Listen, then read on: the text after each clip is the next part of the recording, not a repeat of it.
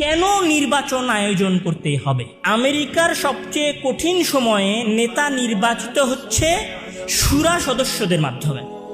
বাংলাদেশে যখন 24-এর অভ্যুত্থান হলো, বাংলাদেশের সবচেয়ে টিপিক্যাল মোমেন্টে, সবচেয়ে কঠিন মুহূর্তে নেতা নির্বাচন হলো শুরা সদস্যদের মাধ্যমে। সিরিয়ায় যখন সবচেয়ে কঠিন মুহূর্ত আসলো, তখন সিরিয়ার প্রেসিডেন্ট হলেন তৎকালীন মুজাহিদদের পরামর্শের মাধ্যমে আহমদ আশ-শারা, আর আমাদের দেশে হলেন ডক্টর ইউনুস।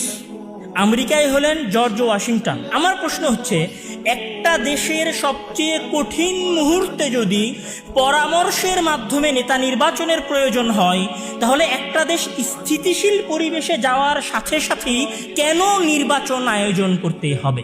আমি যদি কঠিন সময় পরামর্শ সিস্টেমের মাধ্যমে পার করতে পারি, ইলেকট্রাল কলেজের মাধ্যমে পার করতে পারি, তাহলে আমি পরে কেন টাকা খরচ করে, কোটি কোটি ডলার খরচ করে নির্বাচন করব?